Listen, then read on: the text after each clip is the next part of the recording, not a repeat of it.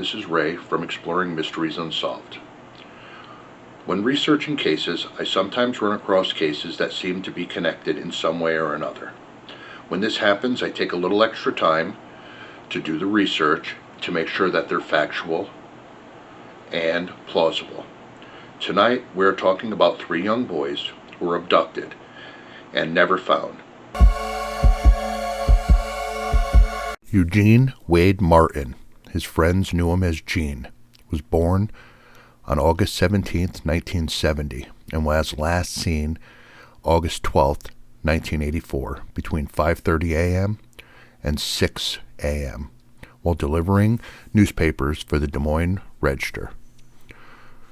Eugene was 13 years old when he went missing. Here is his story.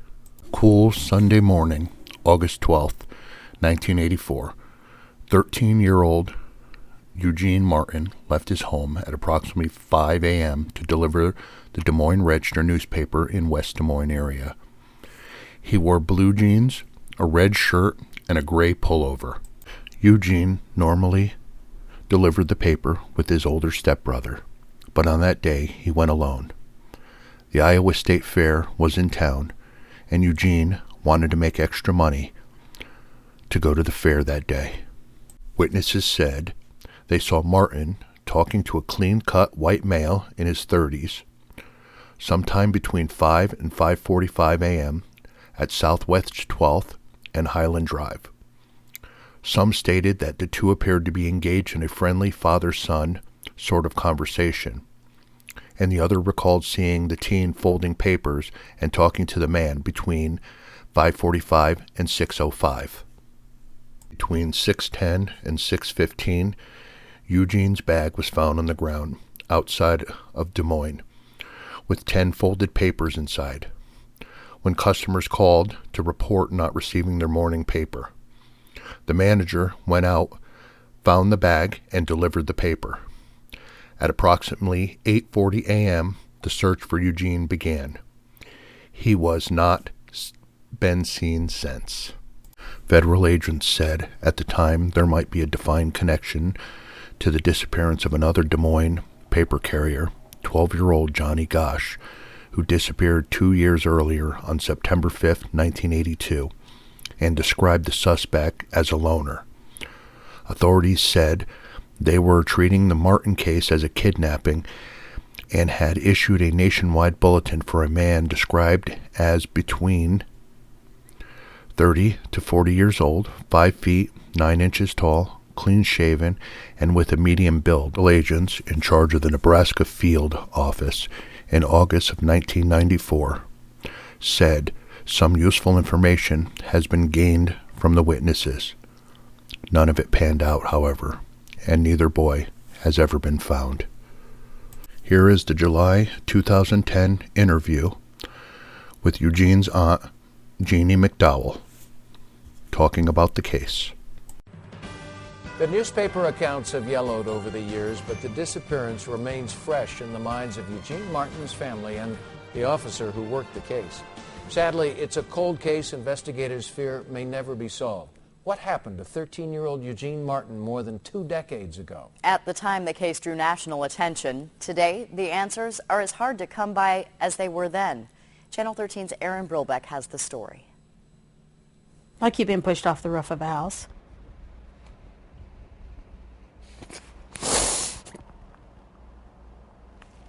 Sorry.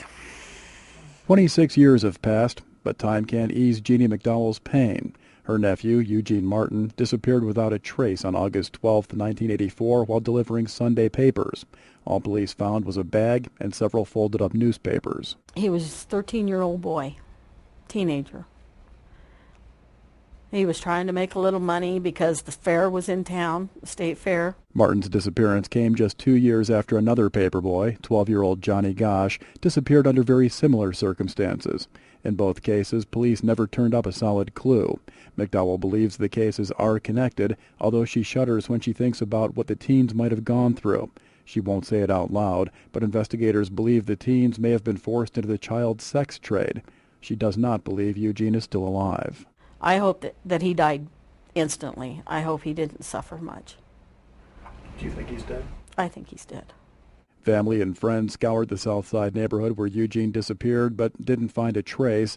Days turned into months and then years. Eugene's father, losing his youngest son, became withdrawn, spending all of his time trying to figure out what happened to his boy. Gene was the baby. And when he left, it just killed my brother. He kind of closed up. I mean, he didn't want to talk too much to anybody. He kind of went into his own little shell. Every paper, every day, he would take papers and he would clip out the clippings, anything to do with Gene. Time has taken a toll on the family.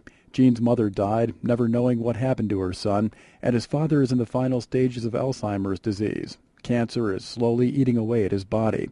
McDowell believes the only reason he's holding on is because of his missing son. I need some kind of closure so that he can go. Because I think if he knows that Gene's there waiting for him, I think he's in a lot of pain right now. And if he knew Gene was there waiting, I think he'd go. This poster, it's got my handwriting on it up here. Across town for retired Des Moines cop James Rowley, this is the case that he says he'll take to his grave. Every day it haunts him. He still keeps a poster of Eugene in his garage workshop. No other case that I've ever worked bothers me, even the unsolved homicides. This one bothers me. What's the difference? Kid missing, just delivering papers. I used to deliver papers. Mom and Dad, his mom passed away. She'll never know what happened to him. I'm told Don's sick. He'll never know. You know, that's sad. Rowley says he followed up on thousands of leads but never found a trace of the missing boy. It's like Eugene Martin just vanished. There's never been a solid lead, a bone found, a fragment found, or nothing found. You know, I'm just telling you, there's evidence out there on most major cases, and I worked a lot of homicides. I worked a lot of major cases. We didn't turn up any evidence. Over the years, Rowley became friends with the Martins, says they're good people and shouldn't have to suffer like this. He takes this case personally. We solved a lot of cases, had a real high clearance rate, and won a lot of cases in court. But here's one that goes against the norm. This is a paper boy. I can't find a 12-year-old paper boy delivering Sunday morning papers in Des Moines, Iowa. That shouldn't have happened. Rowley says he'll leave the poster up in his garage until Eugene is found or until he dies. Every day, he looks into Eugene's eyes. I ask why. Why can't you find me? That kid's telling me, why can't you find me? Time is running out for Don Martin. The cancer that fills his weakened body will eventually win. His sister just hopes he can get the answers he needs to die in peace. You know, if you know anything, if you know where he's at or what happened to him, just give us some kind of closure before my brother passes on.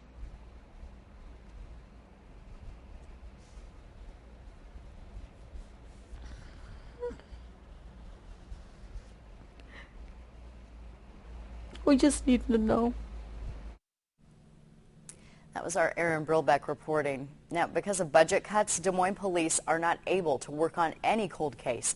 But investigators would still like to hear from anyone who has any information on the disappearance of Eugene Martin or Johnny Gosch. They say any information, no matter how insignificant you may believe it is, could actually help them crack the case. Those two cases have been so difficult for the families to undergo for 2 decades for plus. So long, yeah. and we're still talking about them. The mystery continues, yeah.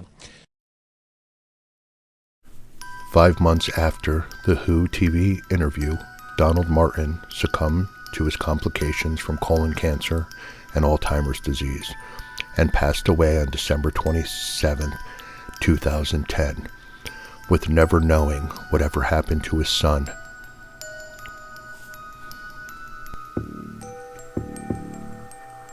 I believe Johnny and Eugene were abducted by the same predator.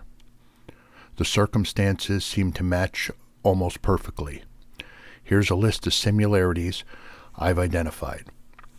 They were both a year apart in age at the time of the disappearance. They were both paperboys for the Des Moines Register. They vanished on an early Sunday morning. They went missing around the same time of the year, August, September. In fact, Gene vanished only 3 weeks shy of the 2-year anniversary of Johnny's disappearance. The abduction took place roughly 8 miles apart. They occurred in a quiet, suburban, low-crime neighborhood.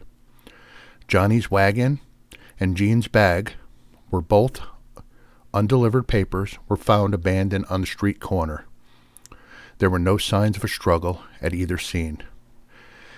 The disappearance went unnoticed until 7 a.m. when customers began calling to ask where their paper was. There was nothing to indicate the boys ran away from home. Gene was going to turn 14 in less than a week and had planned to pick up a new bicycle with his dad. Johnny was described as happy, responsible, well-adjusted boy who took his paper route very seriously. It is very unusual for a runaway, especially one that age, to run away, successfully stay hidden for such a long period of time.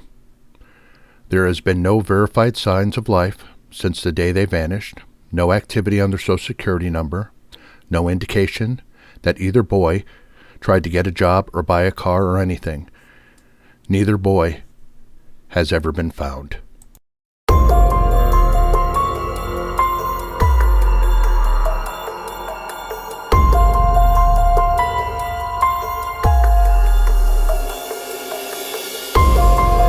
Stay tuned for part 3 of the West Des Moines 3 about Marc James Warren Allen. Thank you for watching.